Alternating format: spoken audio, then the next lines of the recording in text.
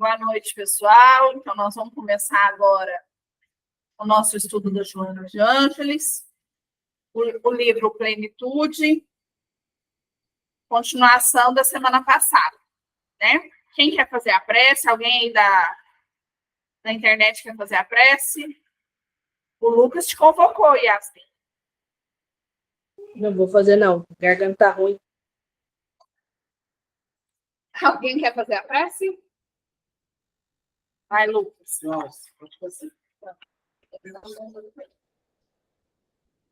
Senhor Jesus, mestre de misericórdia, irmão Aloysio, muito obrigada por aqui estarmos reunidos em mais um estudo do livro de Joana de Ângeles com o nosso querido Divaldo.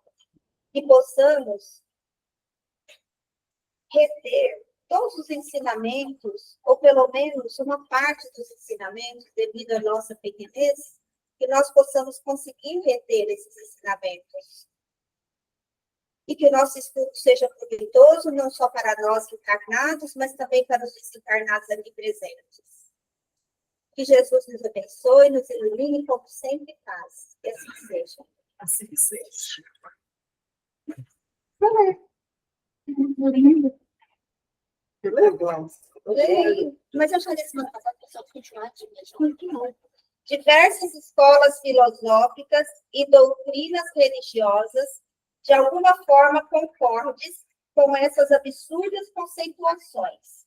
Estabeleceram métodos depuradores para a libertação do sofrimento, que vão desde as mais bárbaras flagelações, silícios, holocaustos, promessas e oferendas, ao ascetismo mais exacerbado, procurando negar o mundo e odiá-lo, a fim de, com essas atitudes, acalmarem e agradarem aos deuses ou a Deus. Essas escolas filosóficas e doutrinas religiosas, de alguma forma. Nesse capítulo aqui, é como se fosse uma barganha, né? Eu dou alguma coisa para acalmar a ira divina e fica tudo certo. É porque falta a ira divina. Né? Então, assim, é como se fizesse uma barganha. Se eu não oferecer nada, eu vou sofrer. Se eu oferecer, eu minimizo o sofrimento. Quantas Então, crianças eram oferecidas aos deuses? Dentro das religiões tem mais de um deus, né? Principalmente na Grécia Antiga, era muito comum o sacrifício de pessoas para esses deuses, senão viria a praga da fome, da seca, da sede. Então, ele fala aqui que eles pregavam essa filosofia que tinha que oferecer algo para Deus dar uma amenizada no castigo. No Velho Testamento tinha sacrifício. No Velho Testamento é citado mesmo. Tanto é que o filho daquele, que eu não vou lembrar o nome dele, de um que veio antes de Jesus, ele colocou um filho em sacrifício, Abraão. E aí, na hora dele sacrificar o filho para os deuses, ou para Deus, ele acreditava em um Deus só, mas ele acreditava no sacrifício. Mas sacrificar. Aí ele ia sacrificar o próprio filho dele. Aí apareceu uma ovelhinha do lado, assim, a história conta. Aí ele pegou a ovelhinha e sacrificou a ovelhinha. Assim, vou pegar um pouco do conhecimento que eu trouxe do catolicismo para cá, né? A história em si, Deus, na verdade, está vivendo até onde ele confiava na misericórdia divina. Então, ele pediu, no primeiro instante, o sacrifício do próprio filho, para ver se realmente ele confiava. E quando ele ia sacrificar o filho, Deus falou para ele, não é para sacrificar o seu filho. E tinha uma ovelha presa num arbusto. Então, ele sacrificou essa ovelha. Mas, assim, é bem comum, principalmente da mitologia grega, o sacrifício de outras pessoas para amenizar a ira divina, né? Principalmente dentro do deus da guerra, Hades, que era o deus da guerra.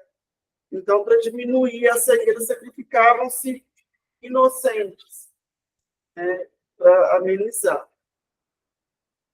Ai, como o povo era atrasado, né? E agora, graças a Deus, ele Graças a Deus. Um pouquinho, porque ainda sacrificam, né? Muita coisa, ainda sacrificam galinha, para agradar os espíritos, sacrificam muitas coisas, até criança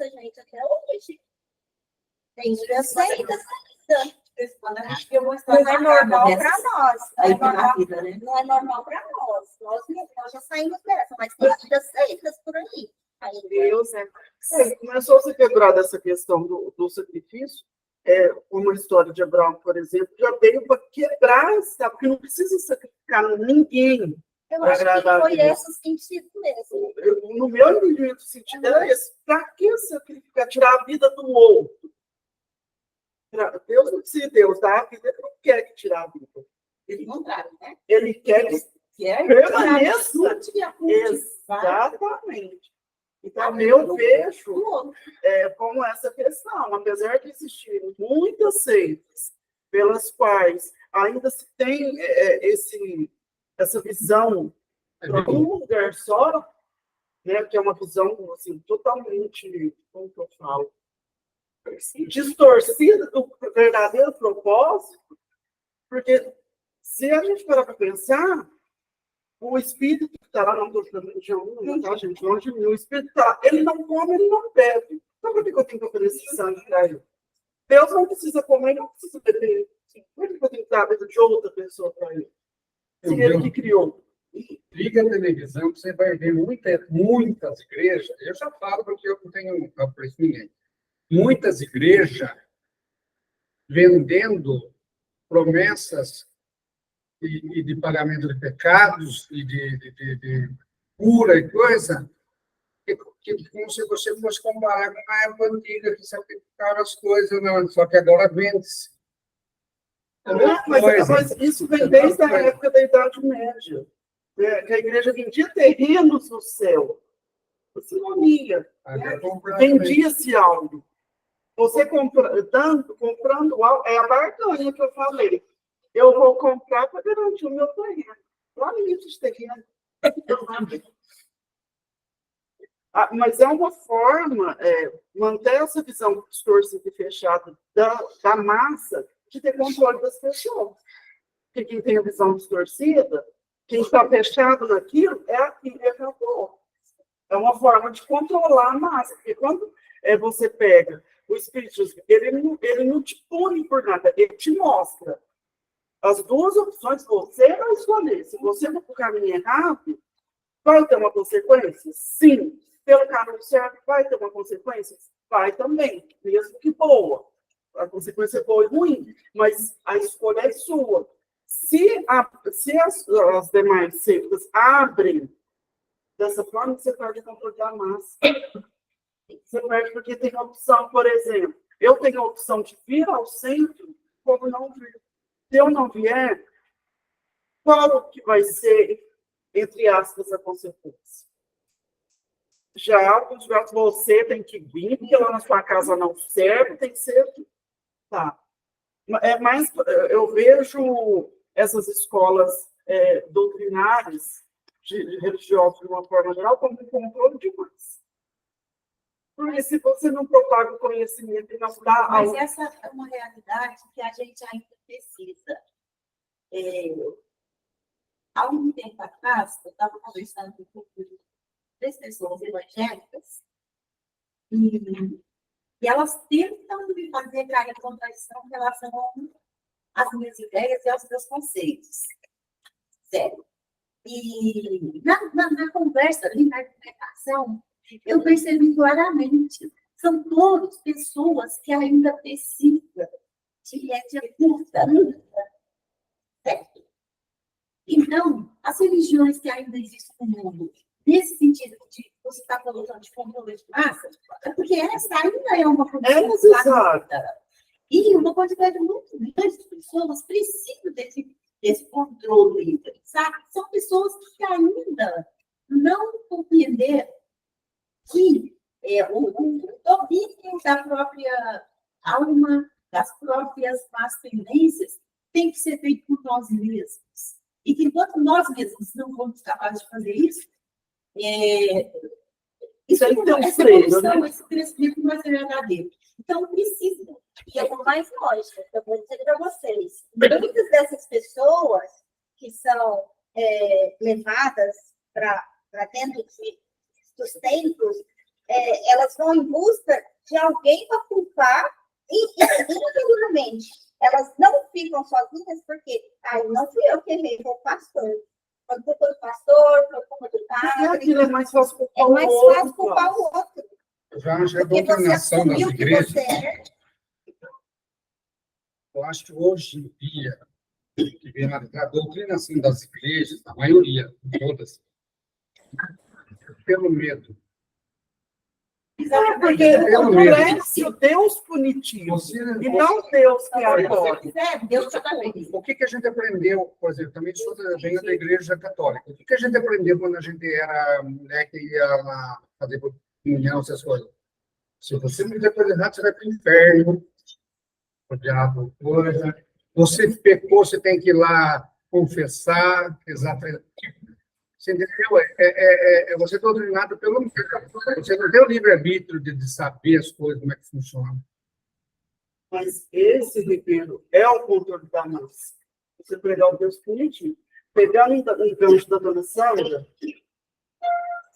com minha irmã e eu conversando no final de semana, e surgiu, né, dentro da conversa, a minha mãe estava participando, lá na minha casa, espírita somos eu e minha irmã, e eu restante católico, mas todo mundo se respeita muito em relação à questão de religião. Eu o assunto das irmãs carmelitas, que vivem em clausura. Né? Eu falei, olha, se fosse para eu ficar fechada, eu não ia conseguir ir.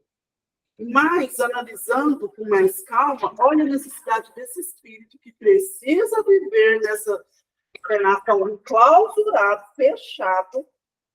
Olha qual a necessidade dele. Aí a gente olhou com outros olhos, porque a princípio eu olhei assim, nossa, se fosse para eu ficar fechado lá, não pode ver televisão, não pode sair para não pode fazer nada, eu ia ficar louco. Mas é uma necessidade. Então, o que a senhora falou, ainda faz-se necessário esse controle de massa, mas a gente não pode ter esse controle de massa ao ponto de cegar e punir os demais. A gente tem que ter muito cuidado com isso, porque senão acaba punindo os que estão... E Deus não é um Deus punitivo. Ele é um Deus misericordioso, porque é muito controverso. Deus é infinito misericórdia, mas ele te manda para o inferno. Não, é você que vai. Você que escolhe ir para lá e ficar lá. Mas é isso que a gente precisa entender. Que a escolha é nossa. E não Deus que nos pune. Continue, nós estamos juntos. Aqui, ó. Gente, alguém vai falar alguma coisa? Grita só. Quer ler? Paralelamente.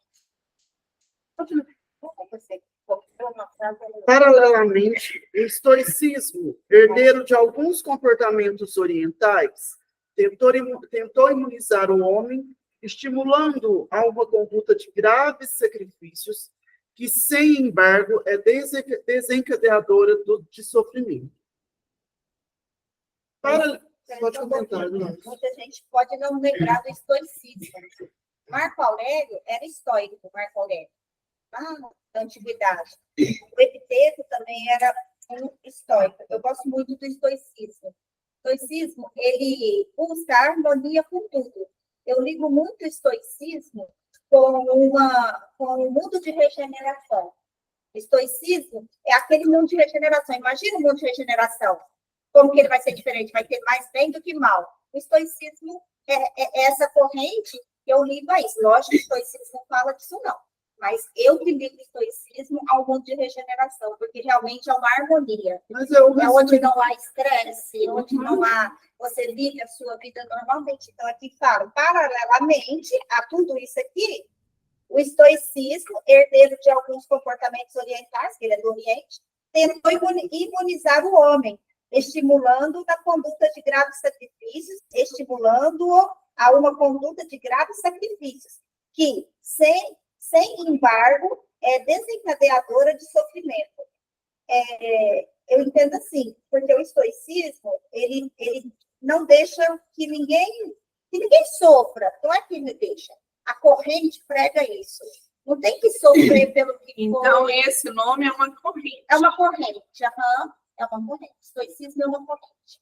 Criada, eu sei que Epiteto é um dos primeiros, eu não sei se ele foi o criador, mas ele é o primeiro, Marco Aurélio participava, teve todos. Então, ele é o contrário do que isso que nós lemos aqui hoje. Para libertar-se Para libertar-se desse adversário, a criatura impõe-se de formas de dor. Impõe-se outras formas de dor, que aceita racionalmente, por livre opção, não se dando conta do equívoco em que labora. A dor, porém, não é uma punição. Antes, revela-se um excelente mecanismo da vida a serviço da própria vida. Então, aqui, na verdade, a dor, ela tem que ser como se fosse um adubo do crescimento. Assim como a gente vai lá e, às vezes, poda a roseira, para ela vir com mais força, a gente tem que começar a ver a dor nesse sentido.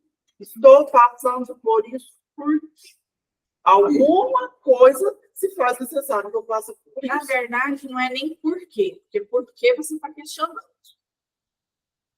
O que eu tenho que aprender com isso que eu estou passando? Porque a partir do momento que você fala por que eu estou passando por isso, você está se questionando. E aí você não sai do lugar. Quando você pergunta o que eu tenho que aprender com isso, você começa a olhar com outro olhar. Então, quer dizer, eu estou passando por isso. Qual é o aprendizado que eu tenho que tirar disso tudo? Porque as coisas não batem na sua porta à toa. Eu não fiz psicologia à toa. As coisas que acontecem na família não é à toa. Entendeu? Esses amigos que eu tenho aqui não é à toa. Então, assim, tudo tem um porquê. E por quê eu tenho que aprender com isso? Por que isso está na minha vida? Eu tenho que aprender com você. Ou você comigo. Então, é isso. Eu li há um tempo atrás um livro interessante. É sobre um padre que viveu numa aldeia próximo a Lyon, na França. Ele é contemporâneo de Kardec. A época do trabalho dele foi no começo do século XIX, né? Ele morreu 2 anos depois da publicação do primeiro livro. E ele usava muito o autoflagelo. Que a igreja prega. Tanto é que quando ele morreu e foram preparar o corpo dele para a cerimônia de sepultamento, todo mundo ficou horrorizado com o estado das costas dele. E ele era um médium com vários tipos de mediunidade. E mediunidade ostensiva. Mediunidade de cura, de visão, de audição. E ele tinha também muitos espíritos espirituais que lutavam para segurar o progresso do mundo, inclusive para crescer a igreja, porque a igreja tinha uma luta com os que chamam de huguenotes, que eram a religião criada lá pelo Paulinho e pelo pessoal. Então, dividiu a igreja e a igreja foi enfraquecida. Então, tinha um falante espiritual que queria, de alguma forma, impedir, de qualquer forma, qualquer pessoa que quisesse fazer alguma coisa de realmente verdadeiro dentro da igreja. E ele tinha essa missão, carregou com essa missão. Então, ele se aplicava à dor para se ocupar mais tempo possível com a dor, para não deixar que as más tendências que existiam dele aflorassem e que ele seguisse, vamos dizer assim, as tentações, as orientações que o lado negativo da vida dava. Então, quer dizer, a gente precisa analisar também a dor e o sofrimento em função da situação, da necessidade de cada pessoa. Eu, por exemplo, eu acho que eu não precisava daquele sacrifício. Ele era uma alma madura, uma alma consciente, certo? Você concorda verdadeiramente dedicada ao bem. Mas ele se sentia confortável daquele jeito, ele se sentia seguro daquela forma, porque ele tinha mais tempo para ocupar com a própria vida do que permitir as influências espirituais negativas. Então, quer dizer, tudo é uma coisa muito relativa. A gente precisa analisar a situação de cada pessoa. Exatamente, porque cada pessoa é única. É única. Mas se fosse olhar por outro olhar, igual você falou, eu não concordo que ele fez isso, né? Na minha visão, o que ele fazia era fugir, É o Cura Darcy, você está falando? Exatamente. O que ele fazia não era que ele tinha a sensação da dor para preocupar só com a dor e esquecer do resto. Ele estava fugindo, né? Fugindo da situação. Ele fugiu o tempo todo. Ele devia ter feito o que Jesus fez. Jesus foi tentado. Tentado. O que ele fazia? Orava. Você sabe que ele mandou mensagem no Evangelho. Tem uma mensagem no Evangelho Tem uma mensagem também. do Evangelho do Cura Darcy. Tem um livro lindo dele, que é o que você... Eu acho que é o que eu li. Ele é lindo. Na verdade, ele é missionário, né? Ele está canonizado.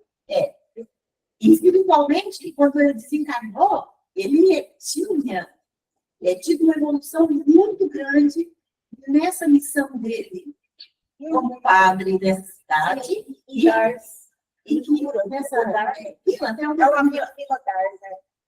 Então, ele evoluiu muito e já chegou com alma e estava na espiritualidade.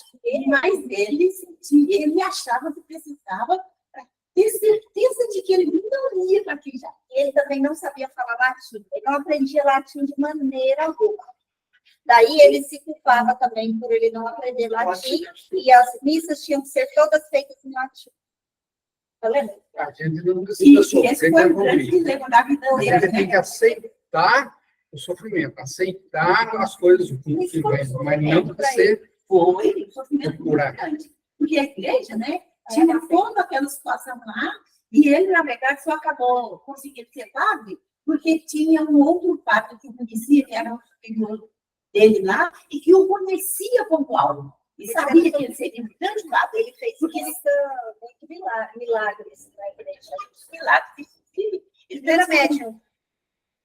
Várias mediunidades. Ele transformou a aldeia dele num centro de peregrinação, aonde a Europa inteira ia lá para beijar a mão dele, para entender, ou coisas parecidas. Centenas de pessoas chegavam doentes e eles saíam andando. Então, ele tinha um poder de cura muito grande. Mas ele sofria, que é o nosso caso aqui que a gente está conversando. Ele sofria. Mas aí, Glaucio, em vez de ele olhar só para o sofrimento, Sofrendo. ele foi ver qual a saída. Aí Porque ele, quando a gente foca só na dor, assim, no seco, você não vai sair. e ele fazia isso Você aqui, fica ó, limitado, bárbaras você fica preso, flagelações. Ele praticava essas bárbaras flagelações. que nós lemos aí. Então vamos ler mais um pouco. Fenômeno. Pode ir, Glaucio. Fenômeno de desgaste pelas alterações naturais da estrutura dos órgãos. À medida que a energia se altera, advém a deterioração do invólucro material que ela vitaliza. Essa disjunção faz-se acompanhada pelas sensações desagradáveis da angústia, desequilíbrio e dor, conforme seja a área afetada do indivíduo. Nossa, tem muitos de nós aqui que já passamos por essa situação. Não é? Vocês entenderam essa parte? Ou quer que leia de novo? Lê de novo. Presta atenção para vocês verem. Fenômeno de desgaste pelas alterações naturais da estrutura dos órgãos. Envelhecimento. À medida que a energia se altera, advém a deterioração do invólucro material que vitaliza. Essa disjunção faz-se acompanhada pelas sensações desagradáveis da angústia, desequilíbrio e dor, conforme seja a área afetada do indivíduo. Tem gente que sofre com envelhecimento. Eu estou muito feliz com o envelhecimento. Muitas, a maioria, está achando muito certo. Sofre com isso. E eu confesso, por exemplo, que, de uma certa forma, se eu fosse ver a vida como algumas pessoas veem, eu sofreria também. Eu, por exemplo, não sou mais capaz de levar uma vida como eu levava há 20, 30 anos atrás. Hoje, eu já não subo mais uma escada para trocar uma lâmpada. E eu peço a Deus para eu ter maturidade, percepção, para eu conseguir fazer as escolhas boas que essa época da vida pode me dar. Mas eu não vou mais subir numa escada, não vou subir numa escada para limpar uma janela lá em cima. Então, É um certo sofrimento, a gente enxergando uma limitação, vai chegando devagarinho. Nossa, Eu tinha uma memória, por exemplo, muito, muito boa. Às vezes eu li um livro e depois eu era capaz de dar um tempo, pegar aquele livro e contar os detalhes assim da história inteirinha. Hoje, isso não acontece mais. Mas, em compensação, hoje, considerando o contexto como um todo, eu sou mais capaz de pegar um monte de coisa e criar uma linha de raciocínio em função de um monte de coisa, o que eu não tive condição de fazer quando eu tive 40 anos. transformou o sofrimento em... Então, eu acho que eu sou orgulhosa da minha velhice. E agradeço a Deus, acho que estou conseguindo envelhecer bem. Mas a maioria não é assim. E eu fiz uma quantidade enorme de pesquisas, uma depressão terrível, Eu também percebo. uma angústia, um desespero, inclusive querendo competir com pessoas jovens em situações físicas. É muito difícil, é muito triste. Infelizmente, gente, é a maioria. Alexandra, eu O estou espírito não amadureceu com o passar dos anos o suficiente para enxergar esse lado e, de uma certa forma, aproveitar a experiência que o passar dos anos traz. Eles preferem querer ficar tão competitivos com os mais jovens que chegam a fazer alguns procedimentos e acho que eles fazem. Tem pessoas que chegam a se deformar com medo da ruga, que é natural do corpo, né? A flacidez que vai chegar com o tempo. Porque assim, o corpo vai deteriorando, é parte da Você tem que natureza. cuidar. É Você tem que fácil. fazer um exercício, Exatamente. você tem que se cuidar. Só que assim, não pode chegar ao ponto de Exagerar. você, aquilo se tornar um sofrimento tão grande que você começa a fazer coisas com o seu corpo. Peraí. O que Peraí, te só um foi? minutinho que eu não- Pessoal, vocês estão conseguindo ouvir e entender o que a gente está falando aqui? Pessoal da internet? Hello, alguém? Aqui eu tô ouvindo. Tá. A gente podia terminar só esse parágrafo aqui, ó. Aí, seria bom. Começar a ficar Estou ouvindo, mas ela não é perfeitamente, não. Tem que se esforçar para ouvir, para entender algumas vezes. Ah, entendi. Deve ser. Estou Às tentando vezes é mudar de celular aqui, mas É a rede que está carregando. Vamos daqui, deve ser a rede. Tá falando bobagem, que vocês é diferente do meu. A minha bobagem. Tá, então nós vamos ler mais uma frase, Parágrafo. mais um parágrafo e aí a gente termina. Desse modo, é inevitável a ocorrência do sofrimento na Terra e nas áreas vibratórias que circundam o planeta, nas quais se movimentam os seus habitantes. Ele faz parte da etapa do orbe e de todos quantos aqui estagiam, rumando para planos mais elevados. Entendeu? Esse modo é inevitável. Na Planeta de verdade, expiação. como nós estamos no momento de provas e expiações, as dificuldades vão vir. E aí cabe a nós diminuirmos a vibração para esse sofrimento se tornar mais intenso, ou a gente ir trabalhando, porque senão de uma hora para outra, tem hora que a gente cai, tropeça, né? A vibração vai lá no chão, mas cabe a nós tentando de forma gradativa e com o nosso esforço ir melhorando isso, porque aí a situação se torna mais leve. Como dizia a minha avó, a caminhada fica mais leve, né? Então, às vezes a pessoa, como você falou, se apega na questão do não querer envelhecer, né? Tem gente que fala assim, quando você vem, a pessoa tenta. Né? Eu adoro falar a minha idade. Eu adoro. Eu não tive problema com a minha idade, não. Mas, assim, eu vejo que muitas pessoas, quando falam assim, chega nos 30, começa a bater aquele desespero de uma forma tão grande que eu falo. Eu tô doidinha fazer 60 para pegar aquele Não, quero só cartãozinho. você. Pega aquele cartão Guardado 18. de 70, cara, Então, assim, em consequência a isso, a vibração da gente cai.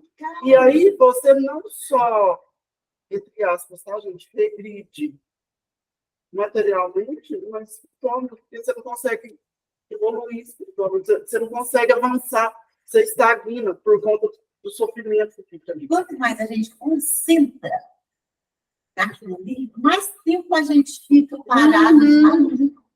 E você não caminha e não enxerga fora daquela situação. E às vezes não deixa quem está à volta caminhando. Ainda segura os outros. O pessoal da internet tem alguma coisa para falar? Vocês entenderam? Não, senhora. Entendemos. nada a declarar? Então, sim, então sim. Nada a declarar. Geise, algum comentário? Não, aqui também tá tranquilo. Dona Alzira, conseguiu ouvir o restinho do estudo?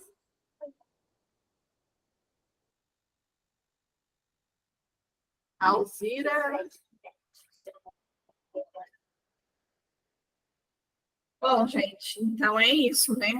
A gente cada vez mais percebe que o livro da Joana vem mostrando para a gente que tudo que a gente passa todos os dias, porque não vamos falar que a gente não sofre todo dia, não, porque a gente sofre todo dia. É uma sofrênciazinha de vez em quando, né? Não, de vez em quando não. É todo dia, toda hora. Né? Todo tempo dormir. Então, assim, dormir também, né? Ela vem trazendo para a gente que não adianta a gente querer fugir da dor, que o tempo está aí. O sofrimento está aí na nossa cara, a gente tem que passar por ele. Não tem desculpa, não tem conversa, né? Porque se é um planeta de provas e expiações, você quer o quê? Viver no mar de rosas? Só que o mar de rosas, o que vem junto com as rosas? Antes da rosa, o espinho. Então, a gente tem que aprender a lidar com esses espinhos que passam na vida da gente. Porque eles não estão na vida da gente à toa. Tem um motivo, né? O que foi que a gente fez lá na outra vida que a gente está passando por isso agora? Exatamente. Se a gente soubesse, meu amigo, se a gente soubesse, a gente ia aceitar tudo isso caladinho. Talvez ia enlouquecer. Exatamente. Tudo bem que é nós lá atrás, mas a culpa é dele lá atrás. O que eu tenho que ver com o espírito dele de errado lá atrás? Agora eu sou. Mas você é você. Você é inteiro. Mas é o mesmo espírito que Agora, eu lembro. O corpo é só um E eu acessório. tenho que pagar o pato? É só um acessório. Eu acho que tem muita coisa errada. Daqui a 200 anos, você vai ter, por exemplo, o Gonçalo. Mas o Gonçalo, daqui a 200 anos, o que você é hoje. Mas, cara, eu apontei lá no passado e eu vou fazer agora. Não está certo. No passado e no presente também? Por exemplo, Vamos fazer oração, então? Túlio, como você chegou agora, você vai fazer a oração final, ok? Bora lá.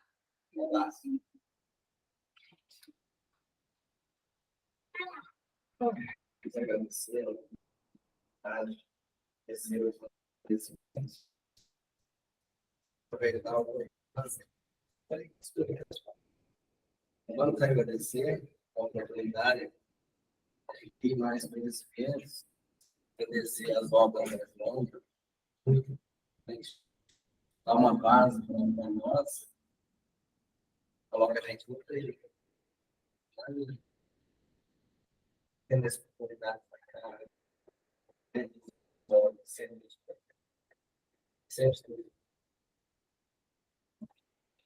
dando para nós o suporte do dia a dia, agradecer a presença de cada um. Nós deixamos e para amanhã, pode perguntar também, não perguntar, né? Pode.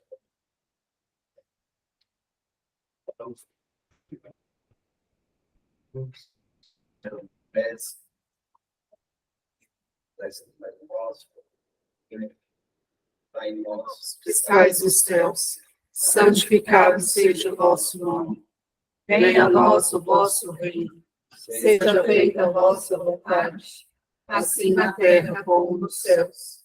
O pão nosso de cada dia nos dai hoje. Perdoai as nossas ofensas, assim como nós perdoamos a quem nos tem ofendido. E não nos deixeis cair em tentações, mas livrai-nos de todo mal. Que assim seja. Cheia de graça, o Senhor é convosco. Bendita sois vós entre as mulheres. Bendito é o fruto do vosso ventre, Jesus. Santa Maria, Mãe de Jesus, rogai por nós, pecadores, agora e na hora de nossa morte. Que assim seja. Boa noite, pessoal. Até terça-feira que vem. Boa noite, com Deus. Ô, Cris, Oi. dá tempo de o Amarco chegar aí para outra